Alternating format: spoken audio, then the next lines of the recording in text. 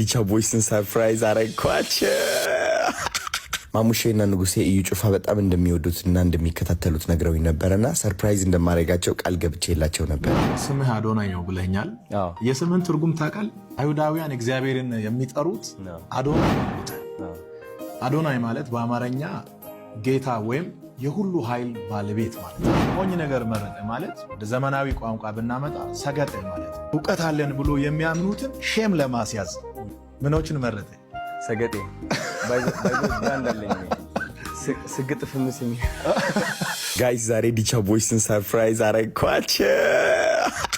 ማሙሼና ንጉሴ እዩ ጩፋ በጣም እንደሚወዱትና እንደሚከታተሉት ነግረውኝ ነበርና ሰርፕራይዝ እንደማረጋቸው ቃል ገብቼላቸው ነበረ። የእዩ ጩፋ ጽሕፈት ቤት ደግሞ ያፖስት ያልኩትን ቪዲዮ በማየት ማለት ነው ሰርፕራይዝ ልናረጋቸው ቀጠሮ ያዝን ማለት ነው። ሰላም ነው አለን። እንዴት ነው? እግዚአብሔር ይመስገን አለን። እግዚአብሔር ይመስገን። በጣም መልካም ነገር ነው እየሰራ የምትገኘውና እሱን አይተን ከፕሬዝዳንት ጽሕፈት ቤት ቢሮ ጋር ነው የተነጋገርነው፣ ከቤተ ክርስቲያናችን ማለት ነው። ከእነሱ ጋር በመነጋገር አላማውን በማየት ያው ይህንን ፕሮግራም ከአንተ ጋር ለማሳለፍ ወደድን። ይህንን ፕሮግራም በነገራችን ላይ ፕሮፊት አያውቀውም፣ ሰርፕራይዝ ነው የምናደርገው። መሄድ እንችላለን። አሁን አረጋግጫለሁ። እንደምትመለከቱት ወደ ውስጥ ገብተናል።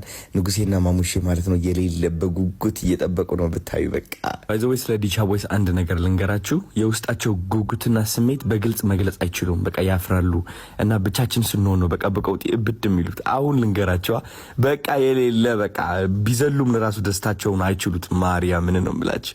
በቃ ደስ ብሏቸዋል። እኔ በጣም አውቂያቸዋለሁ ማርያምን። አሁን ወደ ውስጥ ልንገባ ነው እዩ ጩፋ እንድናገኘው ማለት ነው። እስኪ ምን እንደሚመስል አብረን እንየው። እንግዳ ይዘን መተናል። እንግዳ ይዘን መተናል። እንዴት ናችሁ? ሰላም ሰላም ሰላም ሰላም። ሰላም ነው አለን አለን። ሰላም አላችሁ? አረፍ በሉ።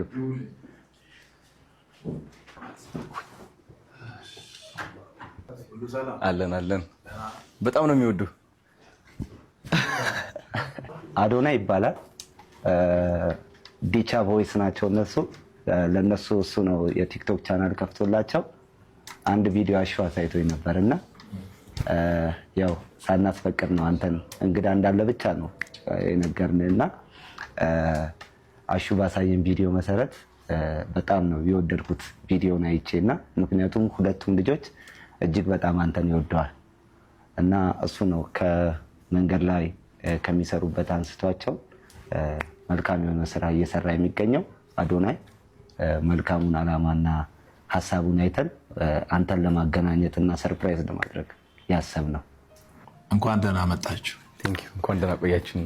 በተለይ በዚህ አይነት ስራዎች ላይ የተሰማሩ ሰዎችን መደገፍ ማገዝ የኔም አንዱ የአገልግሎት ክፍል ስለሆነ የታመሙትን ማሳከም፣ የተራቡትን ማብላት፣ አካላዊ መንፈሳዊ ጉዳት ውስጥ ያሉ ሰዎችን ሳፖርት ማድረግ፣ ቀና ማድረግ፣ መደገፍ ማገዝ በፈጣሪም በሰዎችም ዘንድ ዋጋ የሚያስገኝ ስለሆነ ለእነዚህ ልጆች ደግሞ መነሻ ሆነሃልና እግዚአብሔር ይባርክ። አሜን።